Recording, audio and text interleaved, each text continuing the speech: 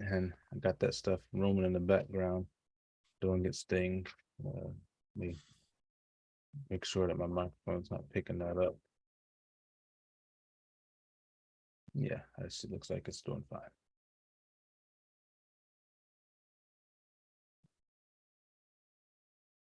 All right, and then we're going to record.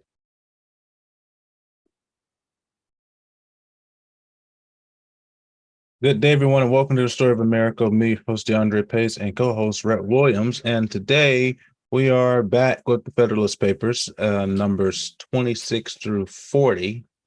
We're trying to wrap these up relatively quickly, because as you'll find, if you go and you read the Federalist Papers on your own, you'll see that a lot of these things are rather redundant and repetitive, but it's because of the time period in between which they wrote the papers. So they were trying to constantly remind the reader what they were doing before. And since this information is easily accessible, it's rather redundant for us to talk about it paper by paper. So we're going to be wrapping this up within the next 2 to 3 weeks, and we're just going to talk about the series, because the next several series are going to be about the powers of the House, the powers of the Senate, and the powers of the executive. So we're going to be able to wrap up a lot of this just by going over the bare basics of each one of these and get a little bit more in depth into them. But since we do have these to go through, however, I should grab my papers here, make sure I got them. So I believe we stopped on like number 23 or something like that. And so we're just going to continue going forward here. So, okay, let's just gloss over 23 to 29 because it has to do with common defense. That way we can move on, because we talked about that extensively. We can move on to the next section, which is the fun one, taxation. The one that everybody loves. Taxation is theft in most instances. Okay, we're done with that topic now. So, yeah, basically that's kind of how I feel about it. But the idea of common defense and a military, national security, basically what they argue is that national security is dependent upon a strong central authority that has the ability to tax, to perform one of its only legitimate functions, which is to establish a military force. Because, as I have droned on about endlessly, Shays' Rebellion highlighted a key weakness of the first Constitution, the Articles of Confederation, in which the federal government basically had no authority, and all it was a National Assembly, the Continental Congress, which had no power to levy taxes at all. And so Shays' Rebellion, a farmer named Daniel Shays raised a rebellion against and nearly overthrew the colonial government, or should I say the state government of Massachusetts. And none of the other states, they didn't choose to help them, because they basically would have to be given the option whether they were going to do that or not. And the national government had no power to help them. And so they decided, okay, well, we can't let this happen again. That was one of the major catalysts for the Constitutional Convention. So they got together and decided, hey, we can't really be letting this happen, these little regional insurrections, and we have no power or authority or means to assist this state in a time like this. Though later on, when James Madison became president, the fourth president, he pardoned everybody who was involved in that uprising, because he figured that it would be better for a young nation to put all this behind us and move on. So that is one of the primary reasons why the national government needed to be able to have a military for stuff like this, and of course to protect against foreign enemies. Though of course, the United States is geographically insulated from most of the world to a major degree. So how is that summary? I think it's a relatively good summary. I think um, the preamble to the Constitution sort of summarizes that entire section. We When go. when it says, yeah, there he is on his arm. We But when go. it says for the to promote uh the general welfare and common defense, and then we often talk about that the military's power is to protect from foreign enemies from enemies both foreign and domestic. And of course we do have some domestic issues, but very, very rarely does that actually happen to the point where you have to launch the military against the citizens. But that's a fairly accurate summation, and I think we can move on. So, Yeah, now mostly the domestic enemies are the government themselves. yes, yes, the fear of the founding fathers, might we add.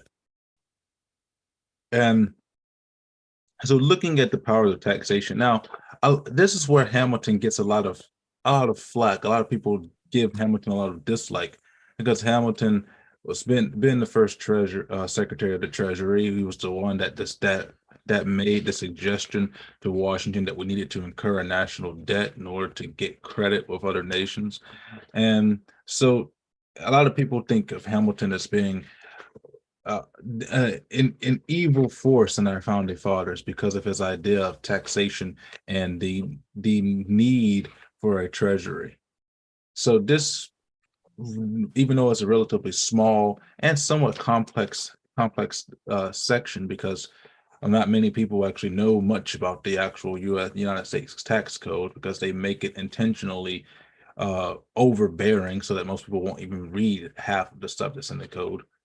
But what do you think about the flack that Hamilton gets for this particular portion of the Federalist Papers? What just really become Hamilton's legacy, the legacy of taxation and in the Treasury.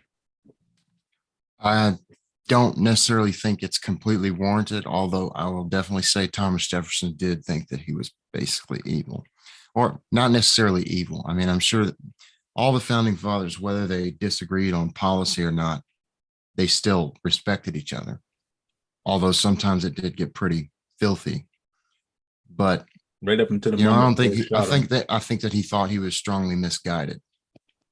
And now we can see the results and how they've rippled across time. And I wouldn't necessarily put all this blame on Hamilton, because the reason that he had this idea was, one, of course, to be able to gain credit.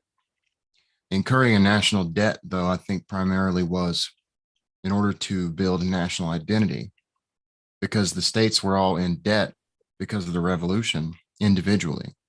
And he wanted the federal government to take all of the states' debt on so that we would actually start to build a national identity. And a lot of the states couldn't afford it anyway, but he felt that this would put us in, I suppose, all in this together in a sense.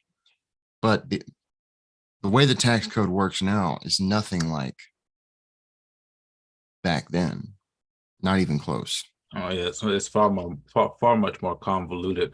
I would add to that um that some and I would say John Adams is one of those, or would have said that Hamilton's idea would essentially guarantee that central government had sufficient power. Because once you control the money, you basically control everything else. So when you give central governments the power to control one's debts, which means that the states were indebted to the central government, they owed the central government for bailing them out. That would give them a degree of power over the states. And I suppose that it sort of works because it at the end of the day it does bind us together because we always turn to the federal government in order to help when you know there's a storm that comes and now we have debt from that $50 billion here, $50 billion there. Every time something happens we always turn to the federal government, the central government, in order to provide some form of financial relief. And because of that, then we'll become more and more indebted to the central government. Would you say that that would be an accurate reflection of Hamilton's intent? Say that one more time. That The last thing. that what the part where I said, would you say would this be an accurate summation of Yeah. Hamilton's intent? Yeah. Yeah, I'm saying that the idea that the states being indebted to central government and turning to central government in times of need for financial aid, in turn gave central government the power necessary to really be a central force of government. Well, it's not that the states were so much in debt to the federal government, it's that the federal government took their debts on. And now the states get so much federal aid that, we get taxed now by states and the federal government and the local governments.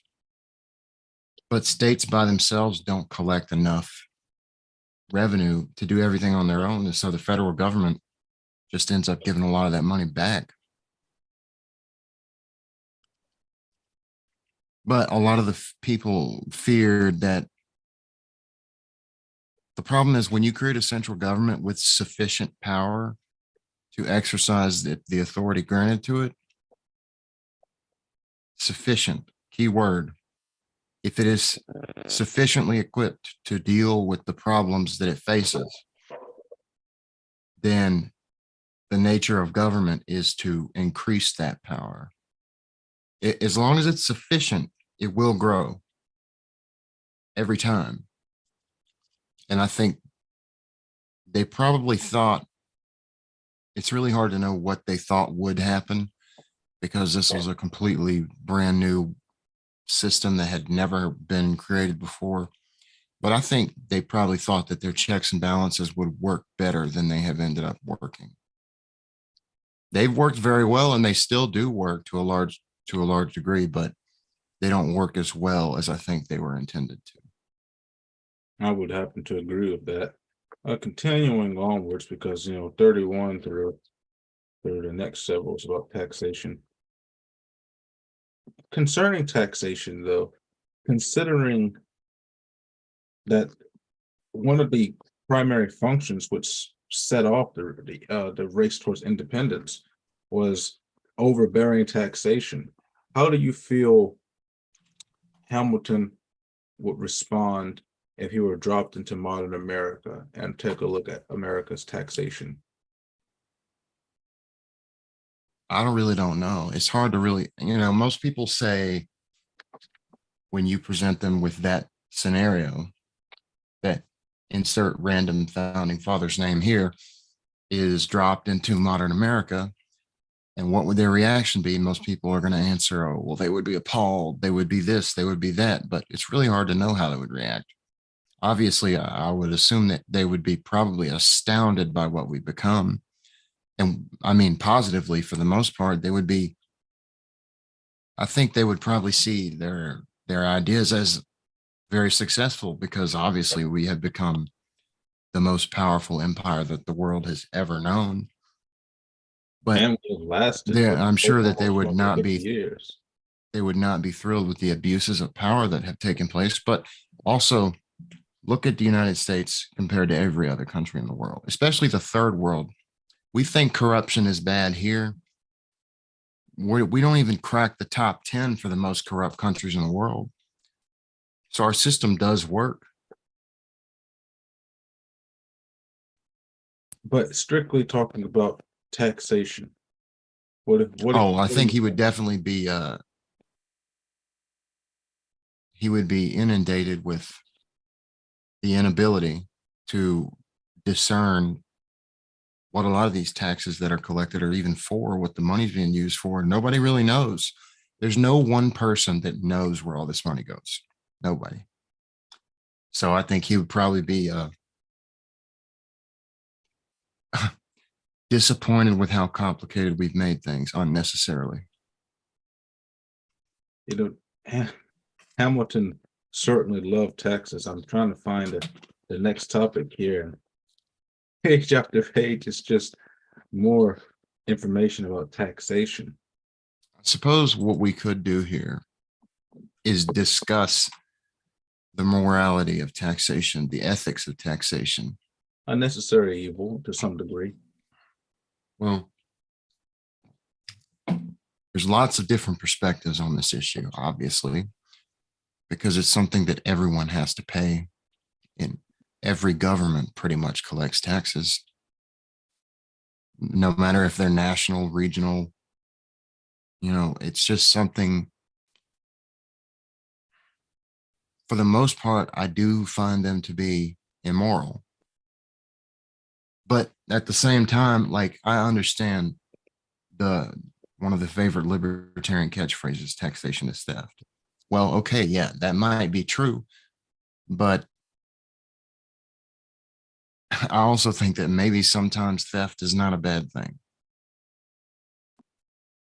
Now, that I don't mean it like, okay, it's always wrong to steal, but maybe taxation is also not always theft. It is enforced by violence, and the non-aggression principle in libertarian circles is something that is like a law that absolutely must be followed. But I don't know if I necessarily agree with that. I think sometimes force is okay. Sometimes it's good. So when would you say taxation becomes theft? To me, taxation becomes theft when it no longer serves a purpose for all citizens. And see, like for me, I happen to agree that I believe that for the most part, taxation is immoral because it imposes itself upon you involuntarily. However, where I believe taxation works is things that are voluntarily agreed upon to be for the benefit of the whole, providing for the railroads, the roadways, our public transportation, things of that nature, I think is perfectly fine. But when you expand beyond that and you start taking the money of taxpayers to give to private businesses or to create Pell Grants for schools or anything of that nature, I think that's where it becomes a problem because I believe that people who want to do those types of things, well, we have federal withholdings. So if you want to be taxed for those types of things, those should be a voluntary service. However, things that we all tend to utilize, well, such as public medications and railroads, the highways and byways, and public buildings such as libraries and things of that nature. I think those things are rightfully made for taxation. But when you start taking people's money because of their property, because of their vehicle, because of their license to go hunt, I think that those types of taxations, that's where it becomes theft, because now you are targeting people on an individual level. And then on top of that, you are taking money from individuals to apply to something that most individuals may not necessarily be in agreement with. I don't think that anybody who's taxed right now would disagree with the need for better roads. But I do know several people that would be up in arms about being taxed to send people to Harvard for free.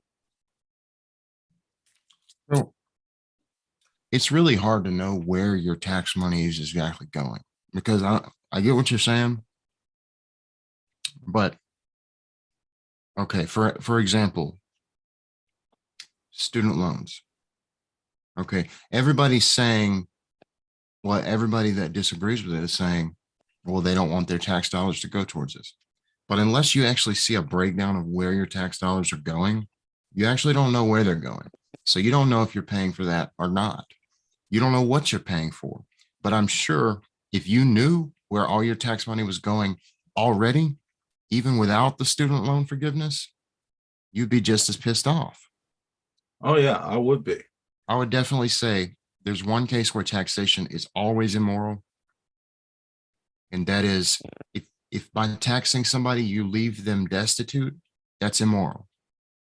If they don't have the money to pay taxes, they should not be taxed. If they are on the bottom of society, you shouldn't be taxing them and making it harder for them. I do think that the more money you make, obviously, the more taxes that you should pay, but it's Yeah, I really, disagree it's with that. different. So you think the less money you make, you should be taxed more? No, I think everybody should be taxed the same amount. Well, everybody can't be taxed the same amount if we do unless you do a flat tax, but that makes Yeah, no that's all I sense. want is a flat tax. A flat tax percentage. Yes, Okay, well, then the rich people would still be paying most of the taxes then. yes. The And that's wealthy what will I'm always talking pay the about. most of taxes. But you see, I don't agree with I'm the not talking argument. about a graduated, I'm not talking about that. Well, I know I'm talking about these ideas that these progressive have of these progressive taxes, that taxes have to increase That's not year what I'm over talking year, about. blah, blah, blah, blah. But I also don't agree with compound taxes, which is to pay tax on top of tax. For example, if you're a business owner, you already have to pay a higher bracket in taxes because of being a business owner or making so much money. But then you also have to pay a tax for being an employer, a tax for the property, a tax for your employees, a tax for Cobra, and or whatever other benefits that you're giving them. I don't agree with those types of compound taxes either, because then it makes it much more difficult for, again, the bottom rung, because now the employer has less money to give to their employees if they so desire to give that money to their employees, because they've been compound taxed to oblivion. And so whereas say the flat tax for corporations was 24%, well, ultimately they wound up paying closer to 40 and 50% because of the compounding taxes, which I believe is unfair. Obviously, this is not what I'm talking about. I mean, if it's a flat tax, that's obviously that's ideal. A flat tax, honestly, I don't think it should be any higher than 10%. That's what I believe, 10%. But If it's good that's enough for just God, it should be good enough for us. then we would have to get rid of, honestly, I feel that the IRS should be abolished completely, and there'd be no need for an IRS with a simplified tax code of a flat tax of 10%. No double taxing, no triple taxing. If you've already paid taxes on this money, that's it. That's it. So no sales tax. Obviously, this creates all kind of problems because how are we going to support this massive infrastructure of welfare spending? Well, we won't. We have to get rid of it. I've often said that we should abolish welfare altogether because you are crippling these people intentionally. For example, many of these people are in what's considered to be income restricted households, where if they made a reasonable living, they lose their government assistance. And so, in order for them to keep their home, to stay in where they're living at, they have to continue to work bottom of the wrong jobs so they can stay beneath a certain income level to continue to receive the government assistance. Yeah. You've Yeah. created a generation of people that are beholden to government by instituting the welfare state. So I say abolish it completely and return to the power of what the church was really supposed to be about, which was supposed to provide this method of welfare, Yeah. where it Right. The was through church was supposed charity. to be the safety net, right? Not the government. And Exactly. obviously, if we were going to do this, we can't do it all at once because that would completely just destroy the economy. It would have to be done gradually over time. This is in a perfect world, Grandfathered right? out after 10 We'd have years. to just get rid of so much. We would probably even have to cut back on military spending, which is, very excessive in some cases because we're doing all these foreign excursions that we really have no business doing. I But also say abolish Social Security as well. Social Security has always been something to me that seems strange Especially because now, it's because well, obviously now, as you but said, the people who are living right now will never be able to receive any of that. So why are we still being taxed for it?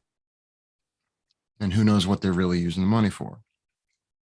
So this is why This is the problem with a central government, because this will always happen. That's just the way things work. It's like a natural law.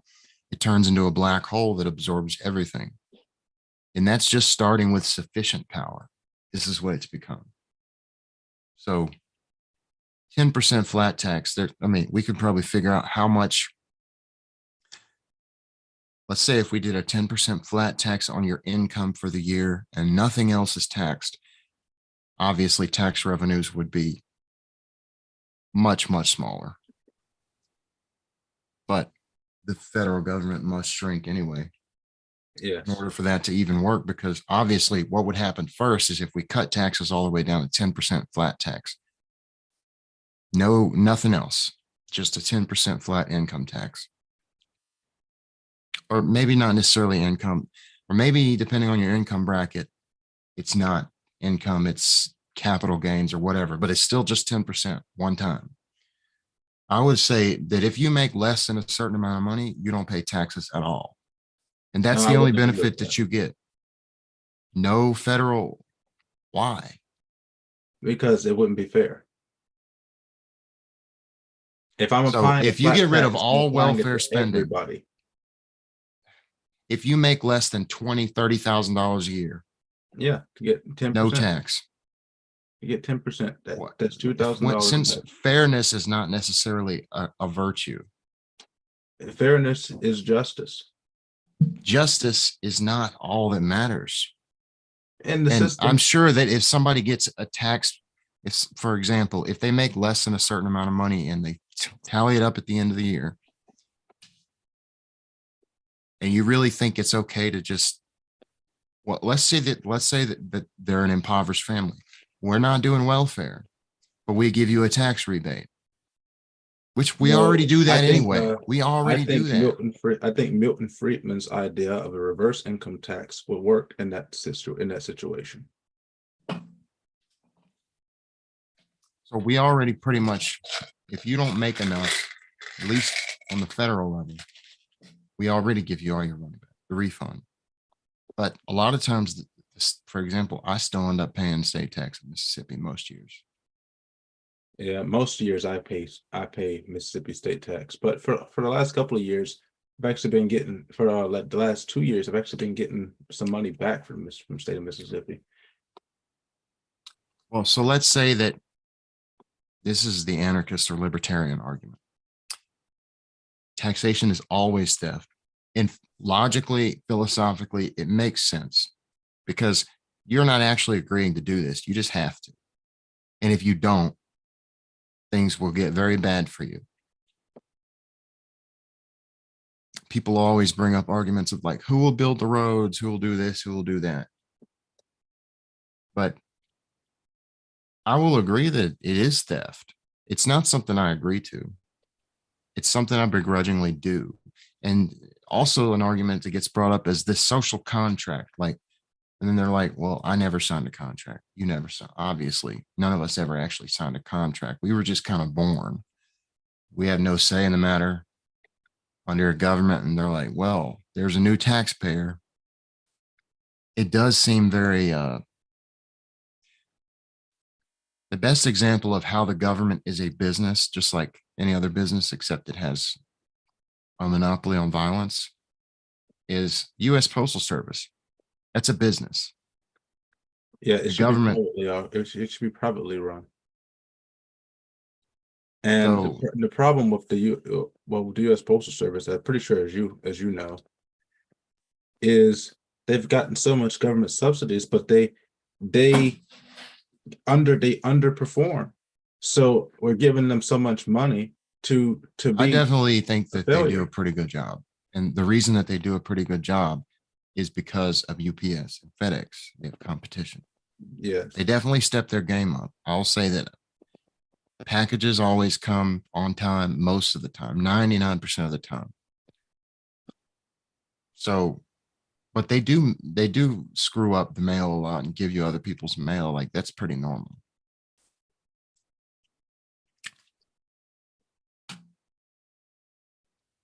Yeah, and another thing that I always look at when I'm talking about taxation, for me, I want to see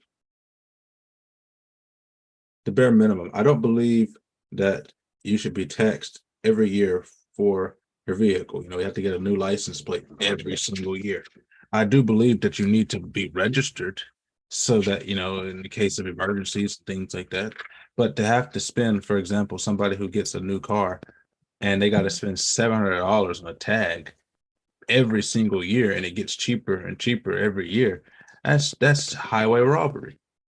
There's no reason for you to have to spend an absorbent amount of money just to be able to drive your car on the road.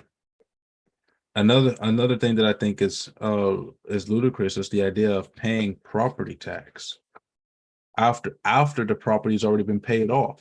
I I I can concede to paying property tax while you still owe for the property. But once the property's been paid off, what do you have to pay property tax for?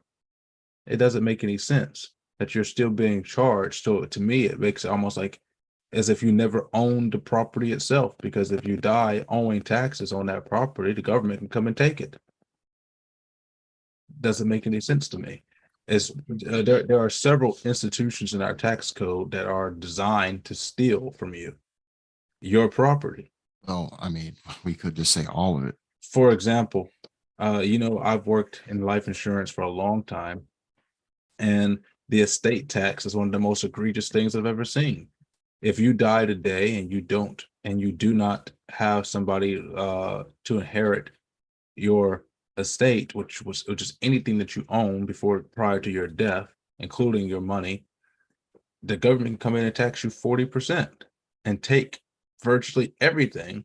And then they'll go find your next of kin. And in doing so, they're also still taxing it because they have to pay whomever's doing the research to find who your next of kin is. So by the time your next of kin winds up getting that income, you probably only got 30% left to give to the next of kin because government's taxed it and took more than 60% of it. And that's one of the most egregious examples of government theft through taxation, in my opinion. I I just personally find taxation to be a topic where I just have so many issues with the concept as a whole. I understand why we have it, but I still think any kind of taxation without your consent is immoral to a degree. See, the reason why I think a 10% flat tax would work perfectly, and maybe not so much perfectly, because again, you won't know where the money's been going to. But if we all consent to 10% of our income being used for taxes, that will be used to go towards building the roads, taking care of our public buildings and facilities such as the libraries and stuff like that. We wouldn't have anything to really complain about. But when you start to look at your paycheck and you see other taxes being rugged on there, because Medicare is taxed twice on your checks. Social Security, again, another thing that I think should be gone. I think Medicare should be gone too. But when you're taking a look at all of these different things, all of those things are separate taxes, including the federal tax. And then you have property tax and state tax and local income tax. If you live in big cities like New York, you have the city tax, the water tax. If you're in California, they tax you for gas. And so the taxing tax for gas anywhere. Yeah, true. Taxing has become they just keep adding more and more. So I think if you just put everything under the 10% umbrella, and sure, will we have probably lower quality roads? Probably, you probably will. But at the same time, we wouldn't have much to complain about when it comes to all of the other excessive taxes that come out. If the government would allow private companies to buy up contracts for maintaining and building roads, then it would be a whole lot better. Yeah, it would be, because then it would be competition to the poor quality of federal government. And of course, we all know the reason why the government sucks at their job is because nobody is there to compete with them. And they have no incentive to improve because they can take your money anyway. and they know you can do nothing about it. That's You why I can believe the complain online, but nothing, nothing's ever going to government's power change. needs to be reduced significantly. And the first way to reduce their power is to reduce taxation, abolish the IRS, and remove practically all of Congress's ability to create new taxes. Of course, we all know that this is really a pipe dream and none of this is ever going to happen, but it would be ideal. At least you know where we stand. Yes. So going on, starting on number 37 of the Federalist Papers, we're looking here. Let's see how much time are we at? 37 to 40. We're I don't even know. Let me see. We're at 30 minutes right now, so we got 30 minutes left. 25. Whatever. Hey, if we get done before that, we don't have to keep going. Yeah, but we're looking here and concerning the difficulties of the convention in devising a proper form of government. So we've basically been addressing this particular issue, but I just wanted to read the first paragraph of number 37 because it is in review. So in reviewing the defects of the existing confederation and showing that they cannot be supplied by a government of less energy than before the public, several of the most important principles of the latter fell, of course, under consideration. But as the ultimate object of these papers is to determine clearly and fully the merits of this Constitution and the expediency of adopting it, our plans cannot be complete without taking a more critical and thorough survey of the work of the convention, without examining it on all sides, comparing it to all its parts, and calculating its probable effects. That is, this remaining task, no, not that is, that this remaining task may be executed under impressions conductive to a just and fair result. Some reflections must in this place be indulged, which candor previously suggests. And the reason why I wanted to mention this is, again, that this goes to talk about the amount of time and consideration that the founders put into devising this. And, I liken to compare this to our modern age. And when we're seeing the modern age of politics of America, where they're trying to remove the filibuster or they're trying to remove the 2/3 vote in order to get certain things done by popular vote instead, I think this is sort of spits in the face of the original concept of what the Constitution was about and how carefully they planned and thought these things through. Whereas now they don't have to give anything thought. You know, I don't know if it pisses you off as much as it does me to see a 2,000-page bill be sent to the floor of Congress and they vote on it in less than a night, as if somebody could actually read what was in that. And me personally, if I could have it my way, I don't believe that Congress should vote on anything that the people themselves haven't read yet. I don't know about that. It doesn't really piss me off. I just know it's not supposed to be that way. I don't really let that kind of stuff bother me. I mean, obviously it bothers me, but I wouldn't say that, it's to the point of pissing me off. Like, I don't really get riled up about politics ever. The reason why I say it pisses me off is because of the careful consideration which the founders created this Constitution. Everything had to be considered, and it took them a significant period of time to come up with this Constitution. And when we look at in Congress, you get, like, for example, this Inflation Reduction Act, which we all know does not reduce inflation by any measure, and it increases the government's ability to target the United States citizens and seize their property through new radical taxation laws. They just passed this in the dead of night. Nobody even got a chance to read it. Nobody was there to see the negotiation between Schumer and Manchin to even know what their negotiation was about, what they put up in this bill, and then nobody read it. and then they're expected to vote upon it. And to me, it just spits in the face of the careful consideration of the Constitution and all that it means. So this is the one issue with that. I know I totally agree with you. Okay. But this is the Constitution for the country that will, it's supposed to be indefinite. And a bill is significantly less important than the Constitution for the country. But I do agree with you that that's absurd. And if no one person has read the bill, it shouldn't even be considered. It's just like, put together by all these different people and nobody has read the bill in its entirety. That's a travesty. And then see, here comes the greater problem. You mentioned indefinite towards the Constitution, which I agree that the Constitution is clearly more important than any individual bill. The problem is how many of these bills ever come off? How often does Congress ever go back and rescind any of this garbage That's the thing. that they pass? Legislation is immortal, and that's something we should definitely fix. Everything, any regulation or bill or law it's passed should have a deadline that it should be reconsidered on. And if we still need it, cool. But if not, it goes away. And if nobody brings it up, it dies on its own. That's what we should do. I agree with that 100%. I wish that the founders would have put that in the Constitution.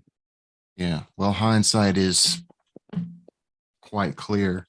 And we can see all the stuff that they left out that they should have put in, but of course they were unable to see. I think that sort of speaks to what we talked about yesterday when we're talking about how philosophers breed philosophers. In the same vein that, as you said before, that we write in order to fill any plot holes and make considerations on all sides of the argument, so that they know definitively what we think. But in doing so, a generation that comes after us can look at what we've talked about or what we've written and see things that we never intended to be there and inject it into what we have. And to that means, I would say that the Constitution is in need of a new amendment, an amendment that would require bills that are desolate or that have been there forever to What do fall they call off. it? A sundowning or something. What do they call it? Yeah, It's got to anyway, bills have deadlines. And if they're not reviewed by that deadline, then they go away. Yes. And I think that all of the bills prior to the past, I don't know, 10, 20 years should all come up to immediate reconsideration or immediately all fall off. Because That's probably like the most important. That and a new amendment which term limits not Congress, most importantly. I think the most important limits we should have are limits on the bureaucratic state positions. That's because that's people just staying up there. They're not elected. That's what created the deep state. Those positions need first and foremost to be limited in the amount of time that you can serve. I think no term limits on that. This is what I think. I think that when a new administration comes in, every person that was serving under his administration should immediately lose their post.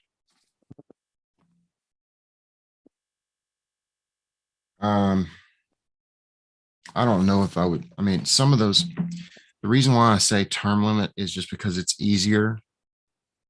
Like if every 4 years you get an entirely new executive agency, all brand new people, I feel like that could create a lot of problems. Well, it wouldn't necessarily that be just all brand new, because think of it. Sometimes the incoming administration keeps the old people. That's a problem. Term limits, it wouldn't be that way. If you limit the amount of time somebody can be a civil servant, then you don't have to worry about the president. Where am I? Okay, I see what you're going Maybe on. not every 4 years, but I'm saying your idea would work if it applies to the people who are mid-level and up. But everybody who's like lower level, The rank and file. yes, I feel like term limits, the number of years you can serve in an executive agency should be limited for the lower level, and maybe mid-level and up should be replaced every 4 to 8 years. I think I could agree with that. Another thing that I think probably be necessary in an amendment of the Constitution, as we've talked about with these bills, and obviously we're not going to talk about term limits of Congress because we know that's not going to happen. But I think it will be necessary to I've lost what I was going to say, and I can't even think of it. So we're just going to move on.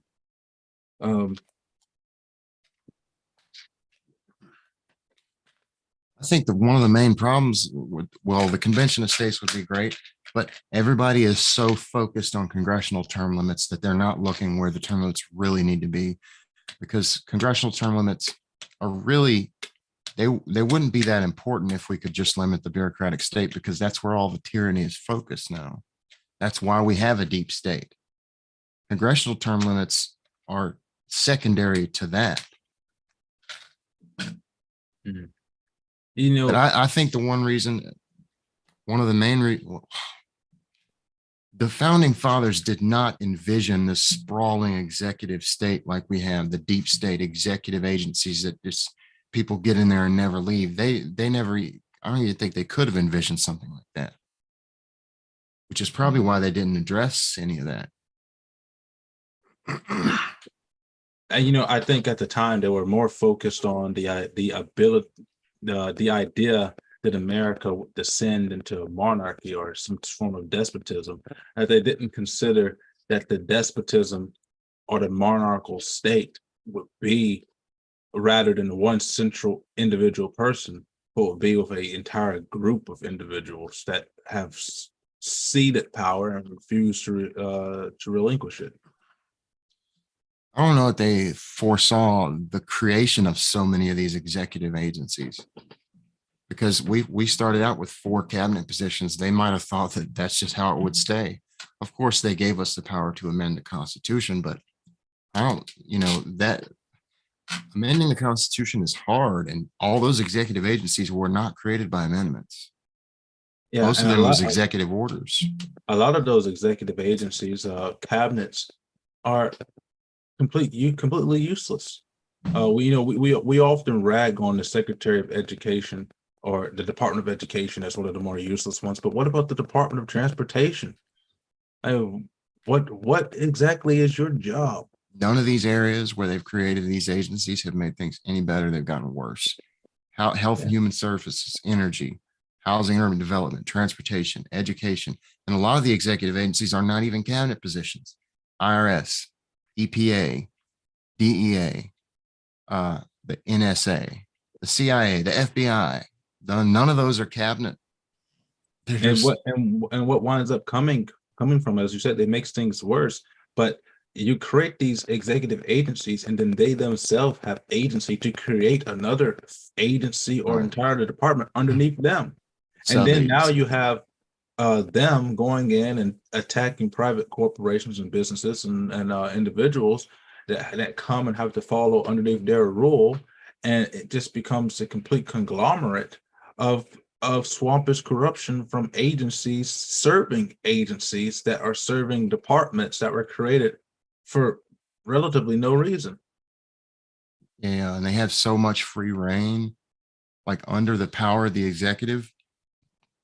A lot of this stuff, obviously, the executive is way too large of a branch for any one person, namely the president, to be able to know what everybody's doing.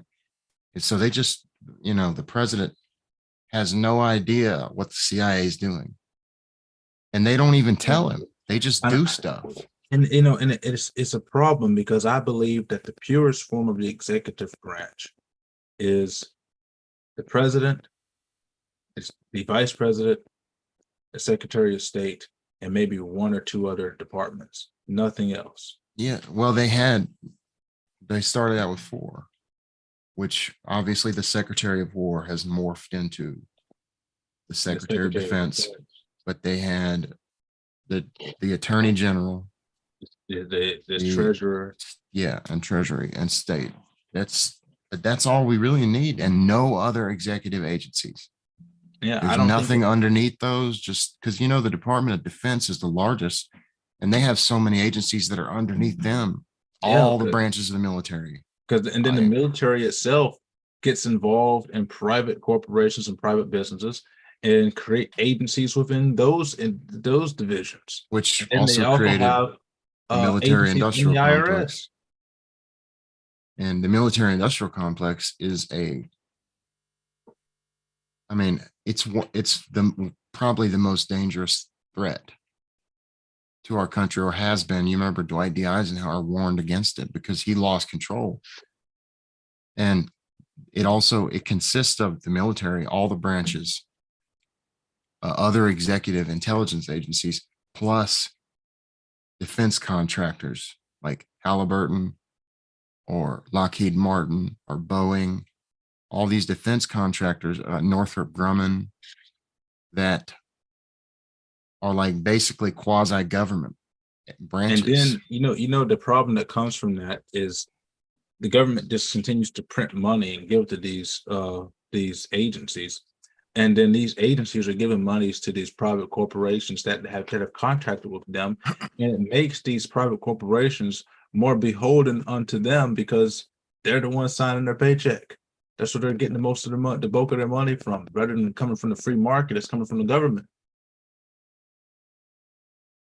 And what they have managed to do by creating these media agencies and causing, I suppose you could say this is more taxation, but creating this media agencies and causing this centralization of economic power into the central government through these agencies, they have completely reduced the ability of the people to be able to have a fair shot through the free market.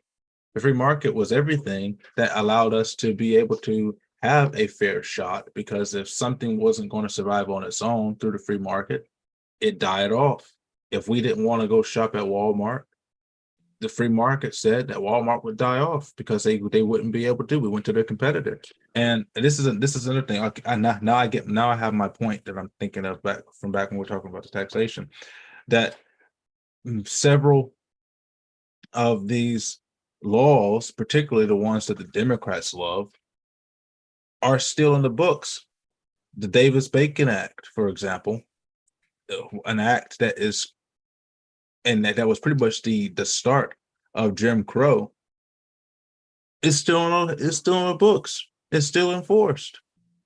So many of these things target the ability of the individual to use the free market to gain leverage. I think that we should cause amendments to completely remove anything that will hinder the ability of the free market to give individuals an advantage.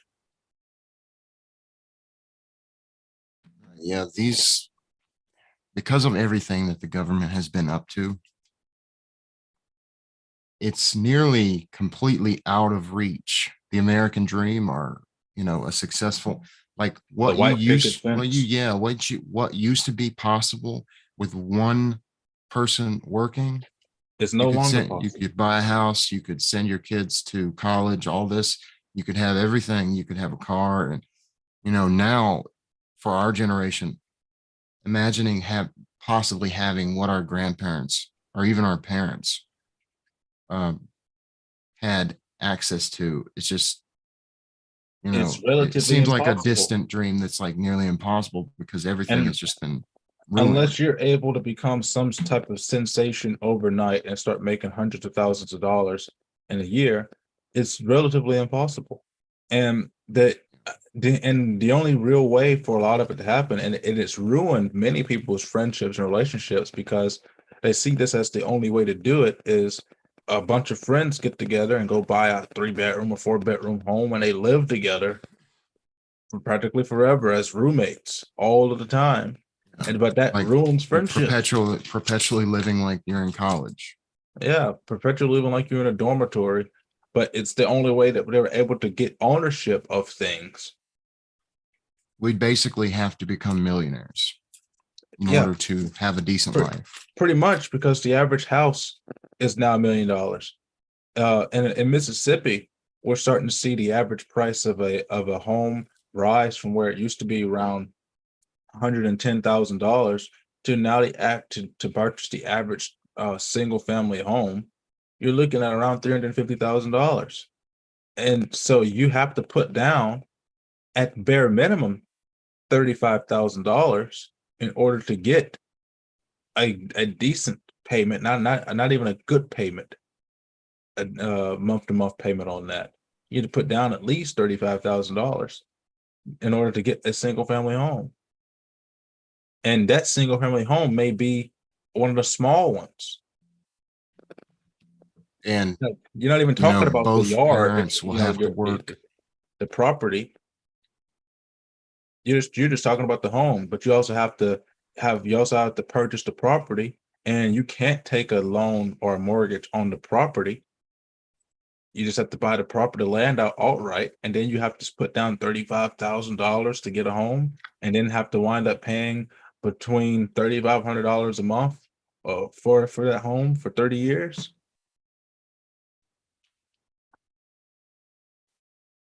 And that's just in the state of Mississippi, where it used to be one of the cheapest places to purchase a home. Still is one of the cheapest places, but home ownership in Mississippi is way, way down, way down. So nobody can afford it. So shall we sum this up with the reason why the anti-federalists became so alarmed is because the reason for this constitutional convention was supposed to be to revise the Articles of Confederation, but they concluded that it was completely unworkable and they had to scrap it and start all over. The reason why the anti-federalists were alarmed by this is because they were already starting off on the wrong foot as they saw it. You completely disobeyed the instructions. You threw it out and started on a new constitution. And even Madison admits this, that they violated their instructions. But his conclusion was number 39 by Madison's writing. I'm talking about the last one. You talk about number 40? He concluded that this was all for the higher good. And I was looking here, just as you said, Madison writes in the 39th number, he says that it was not sufficient that they proposed for the Constitution. So for the convention to adhere to a Republican form, they ought with equal care to have preserved the federal form, which regards the Union as a confederacy of sovereign states, instead of which they have framed a national government which regards the Union as a consolidation of the states. So, just as you said, Madison really laid out the foundation for why it was so essential. And then I'll take a look here because we want to end this up. But on the 40th number, which is our final paper of the day, this one's also by Madison, which is on the powers of the convention to form a mixed government examined and sustained. And so we're looking here, and I want to just focus on this particular point on, I think it's paragraph number 5. Resolved that in the opinion of Congress, it is expedient that on the second Monday of May, the next convention of delegates who shall have been appointed by the several states be held at Philadelphia for the sole and express purpose of revising the Articles of Confederation, which is what we were just talking about, and reporting to Congress and the several legislatures such alterations and provisions therein as shall, when agreed in Congress and confirmed by the states, rendered the federal constitution adequate to the exigencies of government and the preservation of the Union.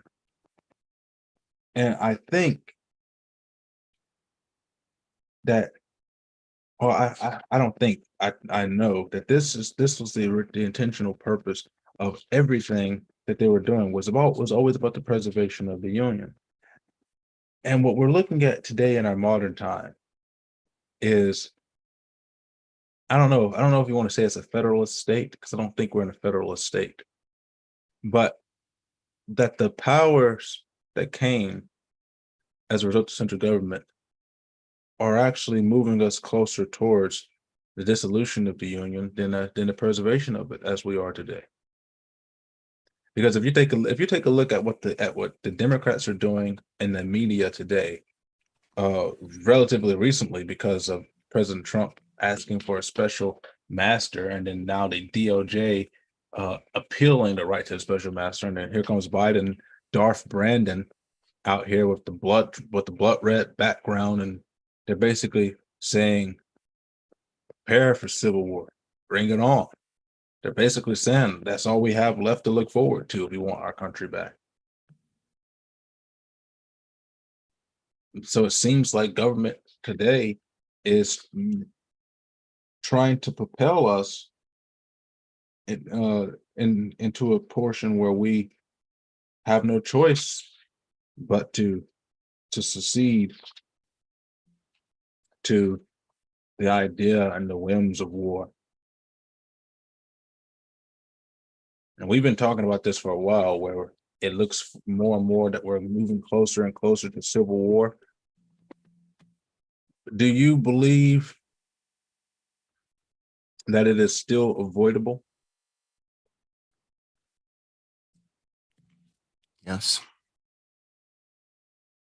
And if you had the power at your fingertips, what would you say will be advice to give to Darth Brandon on how to prevent or how to preserve the Union without us moving towards that?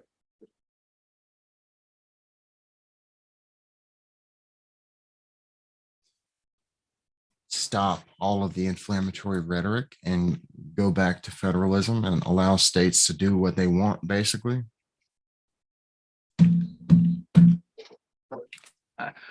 I do think that the rhetoric has become inflammatory. I don't know if we blame that on Donald Trump or we blame that on just politics in general.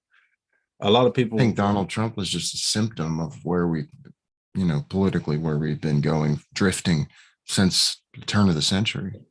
a lot of people blame Donald Trump for the rhetoric today, but I think Kayleigh McEnany, she pointed out something that a lot of people that I didn't consider, and I don't think many people considered it, was the differences between what Donald Trump was doing with his rhetoric versus the rhetoric of Joe Biden or Hillary Clinton, even when she was running.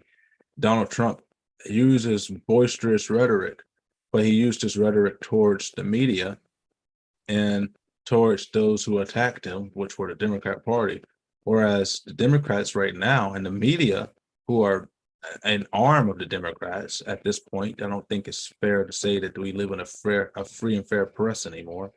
Not for a long time. It's all yellow page journalism. But the media and the Democrats, when they make an inflammatory attack, they're not attacking the Republican Party. They're not attacking Donald Trump. They're attacking every single person that disagrees with them. We're all traitors to the nation, according to them. And so I agree that we have to dial back the rhetoric. We have to move back to a time of civility. And what wasn't it Biden who said that he was going to be the president of civility? I don't know. I don't remember if he said that. Maybe he did. But we have to get back to that point. And I do think that letting the states do things, but at the same time, that's something that the states have to do. You know, the states have become so averse to their responsibilities and their duties to their constituencies that they have ceded most of their power to central government in order to what's the word I'm looking for? Expunge themselves. I don't know if that's the right word. of the responsibility and duty to their citizens. They have abdicated their responsibility. Yes, that's the word, abdicated. And so they've, and it's relatively unfair to the executive because a lot of this power is put on the executive's shoulders. And Congress, they put a lot of their power on the executive's shoulders too, and then they fight the executive to get the power back when they're the only ones that can make those laws. They ceded their power to the executive because they didn't want to do their jobs. And then now when they get somebody in there that they don't like, they want to fight them every step of the way. So I have to agree that we have to tone down the rhetoric, number one. And number two, I think number two, if we're going to save this, I think we have to consolidate the laws that are on the books. I think that there's too many overlapping laws, and that's what's causing so much problem and drama in people's lives. I think we have to simplify everything. I think that our laws, our code should be something that people should be able to read in the span of a couple of hours instead of a couple of years. I don't know if you would agree with that, but I think that there's just too much stuff. It all needs to be condensed down.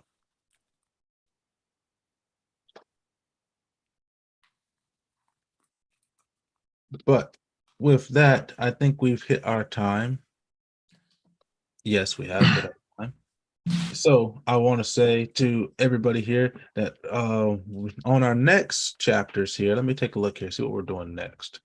Let me scroll down here because the next ones that we're going to be doing, we're starting at number 41.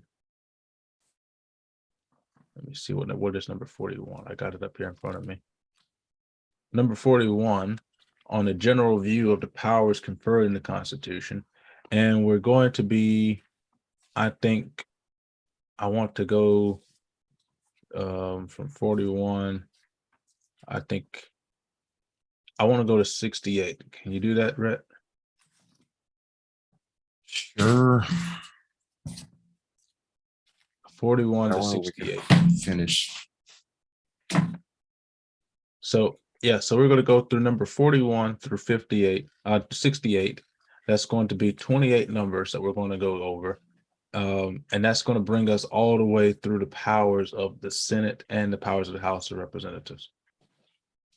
And so that way we'll be able to focus on some stuff that are actually a bit more. And number 66, I think, is going to be very important. Have you seen number 66 on objections to the power of the Senate to set as a court for impeachments? So that was going to be very fun to maybe that can bring us back to Andrew Johnson and Richard Nixon and discuss those a little bit, and Bill Clinton. Yeah, a lot of people don't recognize that Andrew Johnson was the first person that was impeached.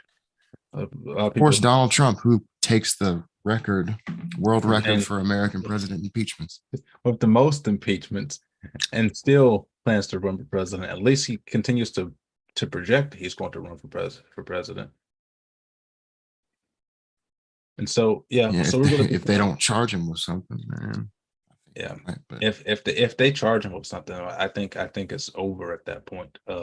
It's over, but then they're gonna have to run against Ron DeSantis. So I don't think they're thinking. No, I don't mean it's over for Trump. I mean it's over for unification. I honestly believe that if they do, I don't know if people are. The problem is I just don't know I think people are too lazy to fight a war. Yeah. I think people might just whatever take it. Too afraid. Oh, anyway. But anywho, catch us on Facebook, catch us on YouTube, Spotify, Apple Podcasts, Google Podcasts, anywhere that you can find us. Story of America with Pace and Williams, Story of America. PW, you can find us on Discord, find us anywhere, like and share our content, download our content, and we are.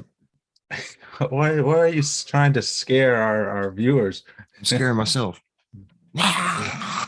Yes, yes, scare the anarchists out of you. But we will see you guys next time. Next time we're going to be I'm going the devil. on a Wednesday for our news thing. I'm actually thinking about letting Jay take over the news thing so that we don't have to do it too much because he posts news all day long in his Discord. So I'm thinking about letting him take over that. Can we really let him do that? Don't you think Yeah, he'll just spew nonsense? we have to give him something to do. Is he informed enough? Oh yeah, look, he goes and he posts all these news things. So Okay, let me rephrase it. Is he? Never mind. he doesn't have the discipline, that's what I say. But we got to give him something to do. So again, we're going to see you guys next time, and we hope that you enjoyed this episode. And we're going to come up with some great stuff to talk about with you guys on our next casual Saturday episodes. I'm gonna come up with a new freaking name, dude. I haven't thought about it at all. I haven't been thinking about it a lot at all either. One of the things that I've been noticing is we do need a new name. I've been opposed to come up with a new name because I like the idea of a Serve America, but when I'm searching for us on YouTube, it's hard to find us because you type in Serve America, it brings up all these National Geographic and History Channels videos. So it's hard, it makes it more difficult to find us when we're using that type of name. So we got to come up with something, and we're going to get there. But all right, so